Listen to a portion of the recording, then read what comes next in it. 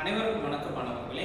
இன்றைக்கு நம்ம காணக்கூடியது 7ஆம் வகுப்பிலே இயல் 2ல் இருக்கிற தமிழர்களின் கப்பற்கலை அப்படிங்கிற பாடத்தை தான் நம்ம பார்க்கலாம். மாணவர்களே, நீங்க எத்தனையோ பேர், அதாவது நம்ம உதாரணத்துக்கு கூட சொல்லுவாங்க, அதாவது பெரியவர்கள் எல்லாம் பேசக்கூடியது என்ன அப்படின்னா, அதாவது ஆங்கிலேயர் பிரிட்டிஷ் காலத்துல கட்டின பாலங்களாகட்டும், கட்டிடங்களாகட்டும், ரயில் இதாகட்டும், இது எல்லாம் வந்து எவ்வளவு ஸ்ட்ராங்கா இருக்கு. பிறகு இங்கே இருக்கின்ற அரசியல்வாதிகள் அதன் பிறகு கட்டினதெல்லாம் ஒன்றும் நிலையில்லாதது, அவங்களுடைய பவர், அவங்களுடைய கட்டுமான தொழில் எல்லாமே சிறந்ததாக இருக்கும், வேறு மாதிரியாக இருக்கும் என்றெல்லாம் நீங்கள் கூட கேள்விப்பட்டிருப்பீங்க. ஆனால் மிக மிக ஒரு உண்மையான விஷயம் என்ன அப்படின்னா, எல்லா கலைகளிலுமே கற்று தேர்ந்தவர்கள் தான் தமிழர்கள் என்பதை நீங்கள் நன்கு உணர வேண்டும். அதாவது கட்டிடக்கலையாகட்டும், பிறகு கப்பற்கலையாகட்டும், கப்பல் கட்டுவதாகட்டும், எல்லா கலைகளிலுமே இப்போ நீங்கள் சாதாரணமாகவே இன்றைக்கு எத்தனையோ சேட்டலைட்டுகளை வைத்து மழை பெய்யுமா, வெயில் அடிக்குமா, எப்போ புயல் காற்று அடிக்கும், இதையெல்லாம் கணித்து சொல்கிறார்கள். ஆனால் அந்த காலத்தில் இதெல்லாம் எதுவுமே இல்லாத காலத்திலும் கூட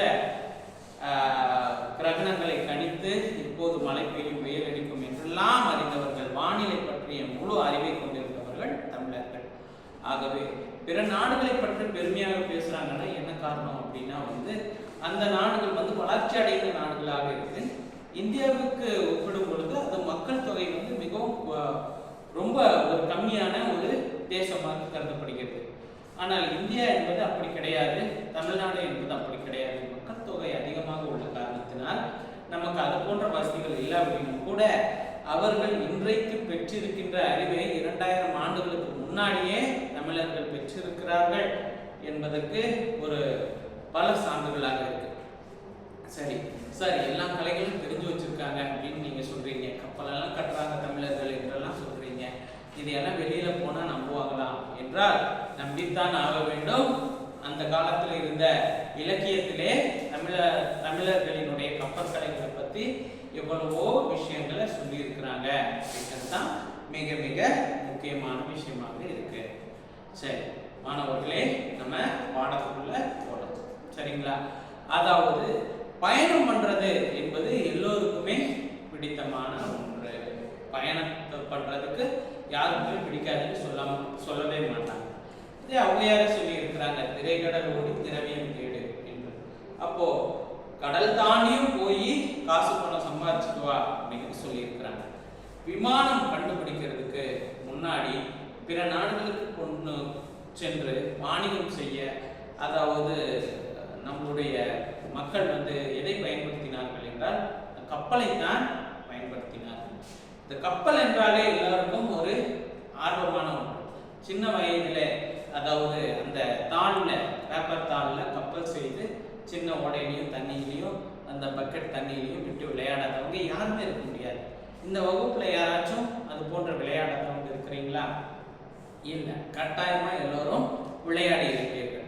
இப்போ அந்த கப்பல் இப்படி பயணம் பண்றதுக்கு ஏதுவாக இருக்கின்ற அந்த கப்பலை பற்றி படிக்கிறது மட்டும் இல்லாம, அதாவது அந்த கப்பலை எப்படி கட்டினார்கள் என்பதையும், கப்பலை எப்படி உருவாக்கினார்கள் என்பதையும் படிக்கக்கூடியதாக இந்த பாடமானது அமைந்திருக்கிறது. மாணவர்களே, பெரிய கப்பலானது இருந்திருக்கு என்பதற்கு உண்டான சான்று தொல்காப்பியத்திலேயும், அதாவது 2000 ஆண்டுகளுக்கு முன்னாடி உருவாகியதுதான் தமிழின் முதல் இலக்கண நூல் தொல்காப்பியம். அந்த நூலுக்கு முன்னாடியே ஏகப்பட்ட இலக்கிய நூல்கள் இருந்திருக்க வேண்டும். ஏன்னு கேட்டீங்கன்னா, இலக்கண நூல் இருக்குன்னா அதற்கு முன்னாடியே இலக்கியங்கள் இருந்திருக்க வேண்டும். அந்த பழமையான நூலிலும் கூட முன்னீர் வழக்கம் என்கின்ற, அதாவது கப்பலை பற்றி எடுத்து உரைத்திருக்கிறார்கள். பிறகு திருவள்ளுவரும் தன்னுடைய திருக்குறளிலே பெரிய கப்பல் இருந்திருக்கு அப்படிங்கிறதுக்கு உண்டான சான்றுகளையும் கொடுத்திருக்கிறார். பிறகு பட்டினப்பாலை என்கின்ற நூலையும் கொடுத்திருக்கு, அகநானூறு என்கின்ற நூல்களையும் கொடுத்திருக்கு. இப்படி பல இலக்கியங்களிலே பெரிய கப்பல் இருந்திருக்கு என்பதற்குண்டான சான்றுகளும் இருந்திருக்கின்றது. பிறகு பூம்புகார் என்கின்ற துறைமுகத்திலே அந்த காலத்துல வெளிநாடுகளில் இருந்து கப்பல்கள் நிறைய இங்க ஏற்றுமதியும் இறக்குமதியும் செய்திருக்கிறது என்கின்ற ஒரு ஆவணம் நூல்லையும் சிலப்பதிகார நூல்லையும் கொடுத்திருக்கிறாங்க. இப்படி பெரிய பெரிய கப்பல்கள் எல்லாம் இங்கே தமிழ்நாட்டிற்குள்ள வந்திருக்கு. மக்கள் எல்லாம் பயணம் செய்து பிற நாடுகளுக்கு சென்றிருக்கிறார்கள் என்பதெல்லாமே இங்கே நமக்கு தெரிந்திருக்கிறது. இப்ப முதலாவதாக தொடக்கத்துல ஒரு மனிதன் எப்படி, ஆதிகால மனிதன் எப்படி சிக்கிமுக்கி கற்களை உரைசி நெருப்பு வர வைத்தானோ, உருண்டோடும் பாறைகளை பார்த்து வாகனத்தை சக்கரத்தை தயாரித்தானோ, அது போலதான், அதாவது நீரிலே மரக்கட்டை மிதப்பதை பார்த்தான். அதன் மீது தவளைகளும் குருவிகளும் ஏறி பயணம் செய்வதையும் அவன் கண்டான்.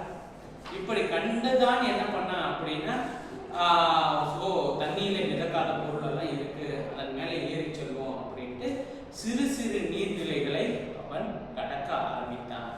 இப்படி கடந்து என்ன பண்ணான் அப்படின்னா, அதுதான் முதலாவதான துவக்கம்.